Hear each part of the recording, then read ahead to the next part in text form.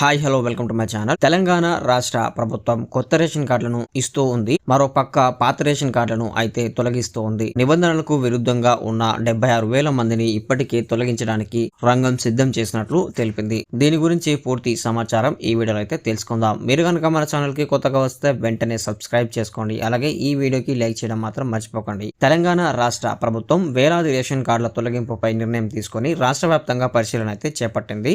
దాదాపు 76,842 మంది అనర్హులుగా గుర్తించబడి వారి పేర్లు త్వరలో రేషన్ కార్డు జాబితా 2025 నుండి తొలగించనున్నారు. పౌర సరఫరాల శాఖ ఆధ్వర్యంలో జిల్లాల వారీగా సమగ్ర రేషన్ కార్డు పరిశీలన జరిగింది. ముఖ్యంగా 6 నెలలుగా రేషన్ తీసుకొని లబ్ధిదారుల వివరాలపై దృష్టి పెట్టి కేంద్ర ప్రభుత్వం పంపిన అనుమానాస్పద లిస్టు ఆధారంగా క్రాస్ చెక్ చేశారు. దర్యాప్తులో తేలిన అనర్హతలు ఒకసారి చూసుకుంటే వలసలు ఎక్కువగా మనం ఇక్కడ నుంచి వేరే రాష్ట్రానికి వలస వెళ్లడం లేదా వేరే దేశానికి వలస వెళ్ళినప్పుడు వాళ్ళు ఎక్కువగా రేషన్ కార్డు అనేది రేషన్ బియ్యం అనేది తీసుకోవడం మానేశారు. సో దాని వల్ల వారు అనర్హులుగా అయితే ప్రభుత్వం గుర్తించింది. అలాగే చనిపోయినా కూడా కొంతమంది రేషన్ కార్డులో పేర్లను ఉంచి అలాగే వారి పేరు మీద రేషన్ తీసుకుంటూ ఉంటారు. సో వారిని రాష్ట్ర ప్రభుత్వం గుర్తించి వారి పేర్లను కూడా రేషన్ కార్డు జాబితా నుంచి తీసివేసింది. డూప్లికేట్ కార్డులు ఇప్పుడు మనం ఇక్కడ నుంచి వలస వెళ్ళినప్పుడు అక్కడ కూడా ఎక్కువ రోజులు ఉంటే మనం రేషన్ కార్డు అనేది అక్కడ కూడా అప్లై చేసి తీసుకుంటాం. మనం సొంత ఊర్లో ఉంటుంది, అలాగే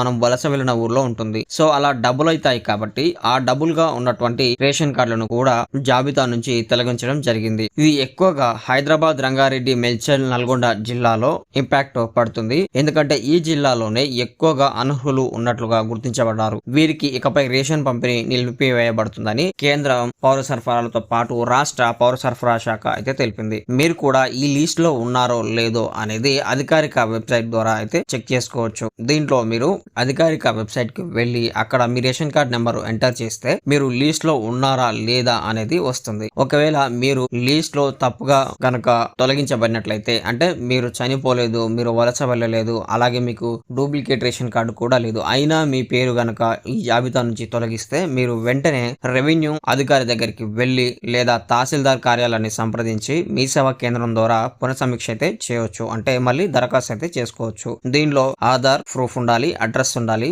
ఫ్యామిలీ వివరాలు అయితే మీరు అప్లికేషన్ టైంలో అయితే ఇవ్వాల్సి ఉంటుంది. మళ్ళీ తిరిగి మీ రేషన్ కార్డ్ జాబితా 2025లో అయితే చేర్చే అవకాశం ఉంటుంది. సో ఇది ఈ రోజు వీడియో. మీకైతే నచ్చిందని అనుకుంటున్నాను. మీకు నచ్చితే లైక్ చేయండి. అలాగే మన ఛానల్ కి సబ్స్క్రైబ్ అవ్వడం మాత్రం మర్చిపోకండి. మరిన్ని వివరాల కోసం ఇప్పుడే మన వెబ్సైట్ ని ఫాలో అవ్వండి. Thank you.